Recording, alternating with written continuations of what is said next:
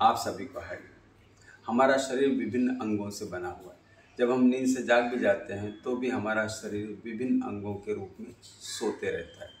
इसे जगाना पड़ता है। सुबह उठकर नेत्र स्नान करना पड़ता ताकि आँख जाग जाए।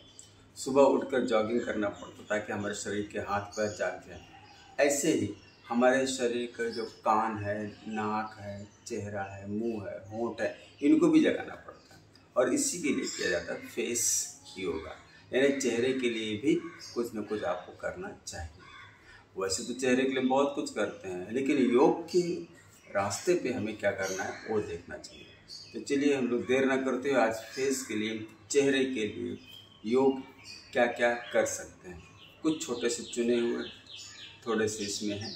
आप इनका अभ्यास रोज करेंगे तो नेचुरली आपका चेहरा दमकता हुआ, चमकता हुआ और मुस्कुराता हुआ नजर आएगा।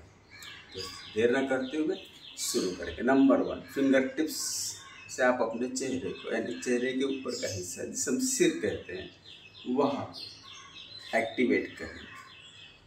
सिर का पूरा हिस्सा ऊपर से लेके बगल में, पीछे और सामने।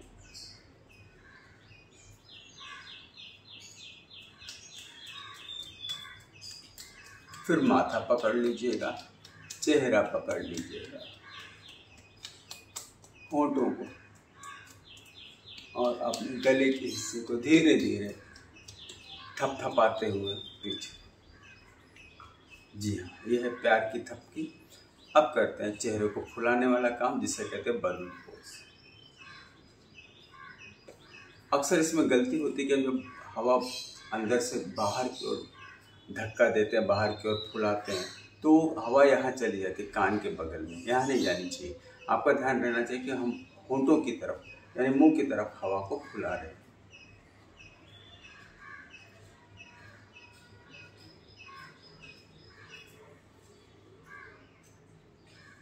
इसी का दूसरा प्रकार है। ये सब करते समय भी आपकी सांसें बराबर चलती रहेंगी, सांस को रोक कर नहीं करना है।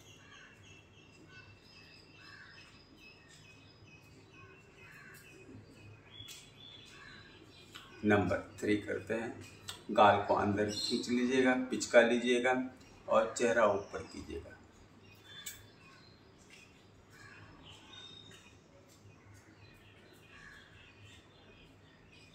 रिलैक्स। सांस भरते भरते ऊपर जाइए,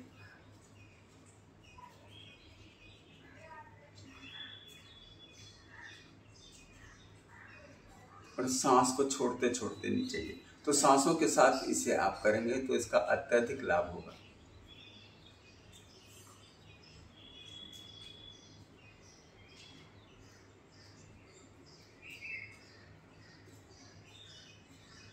एक बार और कर लीजिए।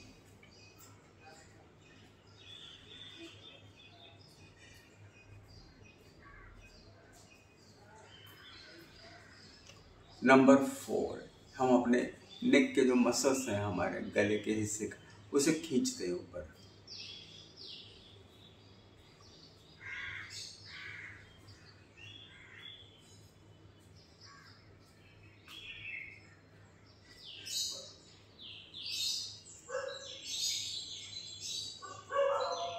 पाँच से 6 बार इसे कर लीजिएगा। फिर ये उंगलियों के पोर से जो हमारे जबड़े का निचला हिस्सा है, इसकी जो हड्डी का हिस्सा है, इसे हम कहते हैं हार्ट प्लेट।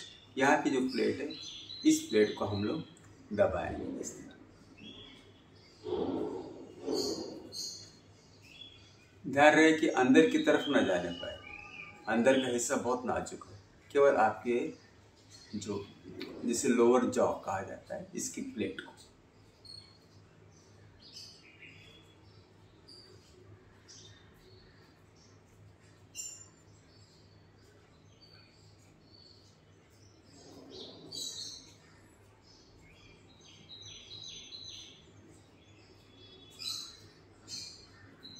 नंबर 6 में पूरे निचले जबड़े को लेफ्ट राइट करेंगे, यानी हम अपने जबड़े की भी परेड करवा लेंगे ताकि वो जाग जाए, हमारे साथ हमेशा काम में लगा रहे।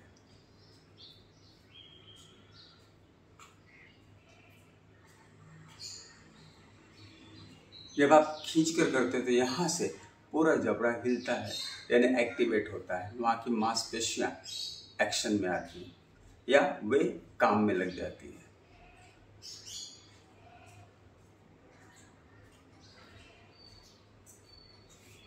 नंबर 7, वैसे तो दिन भर काम करने वाली हमारी जिह्वा है, लेकिन जिह्वा का जो मसाज है वो जरूरी होता है। अब जिह्वा के अगले अग्रभाग से, यानी जिह्वा का जो अगला टिप है, उसी का सहारा लेके पूरे मुंह में गोलाकार मसाज करेंगे। उससे थोड़ा सा प्रेशर करके रखेंगे, ज़्यादा नहीं, थोड़ा करके रखेंगे, और आप देखेंगे 10 बार लेफ्ट 10 बार राइट से घुमाना है इसे।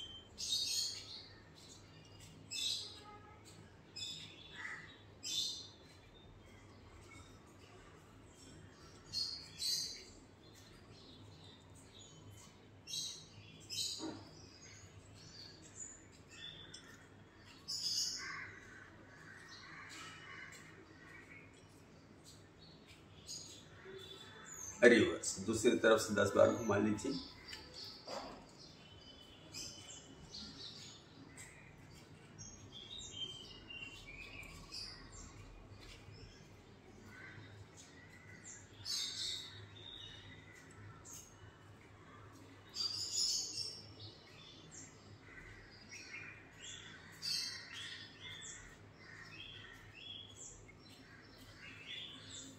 ऐसा माना जाता है और ऐसा कहा जाता है, जब आप जीभ का एक्टिवेशन करते हैं तो पूरे शरीर के अंदर जितनी भी नस नाड़ियाँ हैं सब एक्टिव हो जाती हैं।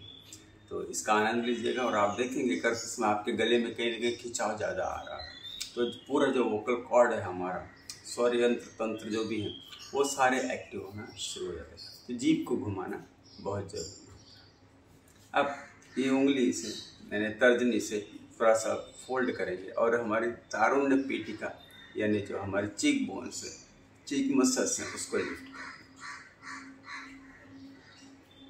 करें। बहुत दबा कर नहीं करना है, खरोचना नहीं है, हल्के से स्पर्श करके ऊपर।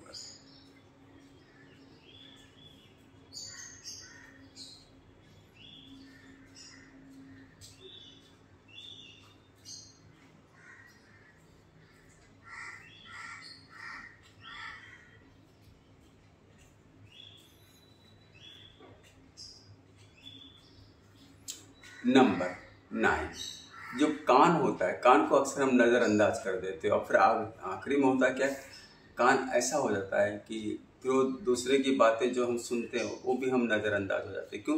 क्योंकि कान सुन ही नहीं पाते। तो कान की क्षमता बनाए रखने के लिए आपके कान के कुछ मूवमेंट्स करेंगे। सबसे पहले नंबर 1, कान के लिए स्पेशल, तो पकड़िए अपने कान पकड़ना मतलब ये क्रॉस करके पकड़िए और हल्के से दबाइए, इसको दबाइए, ये पिन्ना ऐसे कहा जाता है, लोअर पार्ट पकड़ के दबाइए और थोड़ा सा नीचे खींचिए, चेंज कर लीजिए। कोई ज़रूरी कि हाथ क्रॉस करे, आप सीधे हाथ से भी कर सकते हैं, इस तरह भी कर सकते हैं। पकड़ कर हल्के से प्रेस कीजिएगा और नीचे, थोड़ा सा नीचे, ज़्यादा नहीं खींचने, तो वही आपके हाथ कान ज़्यादा खींच लोगे नीचे लटकने लगेंगे। इसे प्रेस करिए, जिस तरह नीचे का आपने प्रेस किया इसी तरह ऊपर का भी आप प्रेस कीजिएगा, इस तरह ऑपोजिट पकड़कर थोड़ा प्रेस और ऊपर खींचिएगा। पकड़ना है, प्रेस करना है और थोड़ा सा खींचना। ज़्यादा खींच लोगे तो फिर ऊपर वो लंबे हो जाएंगे और फिर आपका कहते हैं ना एलियन जैसे कान हो जाएंगे। तो आपको इतना नहीं खींचना है, बहुत हल्के से,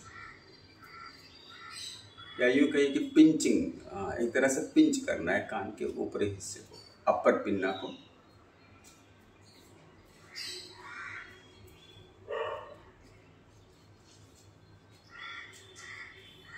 अब ये पूरी उंगलियों का हाथ का सहारा लीजिए, कान को पूरी तरह उंगलियों से प्रेस कीजिए, ऊपर का नीचे का दोनों पिन्ना को मिलाइए, इस तरह नीचे से अंगूठा, ऊपर से 4 उंगलियां आप देख रहे हैं, इस तरह पकड़ के दबाना है, यानी इस तरह करना है। वो भोंपू हो जाता है ना ऐसे, हाँ ठीक ऐसे।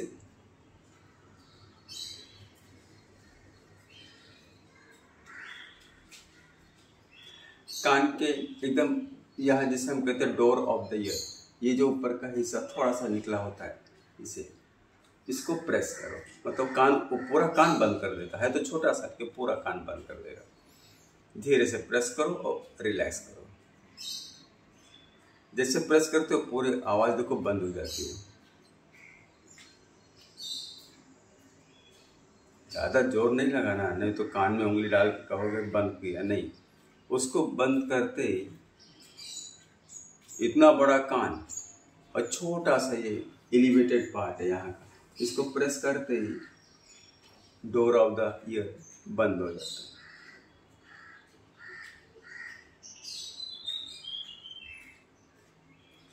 अब कुछ कान के मसाज भी हैं। आप हथेलियों से ऊपर नीचे ले जाइए, हथेलियों को ऊपर,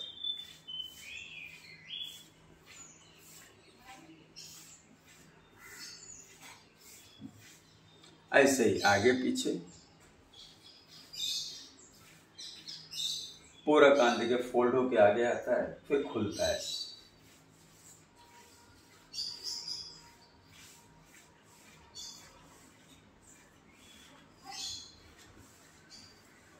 सर्कुलर, हथेली से बहुत जोर नहीं लगाना, हल्के से धीरे धीरे पूरे कान को एकदम मसाज कीजिए।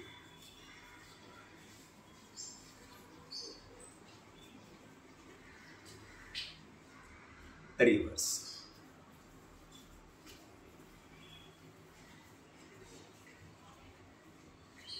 रिलैक्स। आपको यकीन नहीं होगा, कालांतर यानी बहुत समय तक जब आप इस तरह करते रहोगे तो आपके कान के जो छोटे मोटे प्रॉब्लम्स होते रहते हैं ना, वो स्वतः ही दूर हो जाएंगे। नहीं कोई मेजर प्रॉब्लम हो तो आप दवा लीजिए, डॉक्टर को दिखाइए, ENT स्पेशलिस्ट को दिखाइए, ठीक है। लेकिन आपके छोटे मोटे जैसे कान में कोई भूंग भंग की आवाज़ आते रहती है, कुछ ऐसी तकलीफ होती है छोटी मोटी, इस तरह का अभ्यास करते करते करते करते वो तकलीफें धीरे धीरे दूर हो जाती हैं। या यूँ कहिए कि अगर आप इस तरह रोज़ करते हो तो आपको बहुत सारी छोटी मोटी तकलीफें होंगी ही नहीं। लेकिन हाँ, अगर मेजर तकलीफ हो जाए तो रिस्क मत लीजिएगा।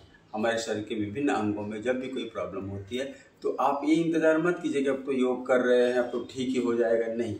पहले तुरंत डॉक्टर को दिखा दीजिएगा। डॉक्टर को दिखाने के बाद उसका मेडिकेशन यानी आप दवा तो ले लोगे, लेकिन उसकी जो हीलिंग है वो प्रोसेस फास्ट हो जाएगी, क्योंकि आप निरंतर योगिक क्रियाओं के माध्यम से अपने कान के लिए भी कुछ न कुछ कर रहे हैं। तो आप विभिन्न अंगों का ध्यान रखना ये आपका काम है। अंग ऐसे ही आपका साथ नहीं देंगे, पहले आप उनका साथ दीजिएगा, फिर वे आपका साथ जरूर देंगे। तो फिर मिलते हैं अगली बार किसी नई वीडियो के साथ। धन्यवाद।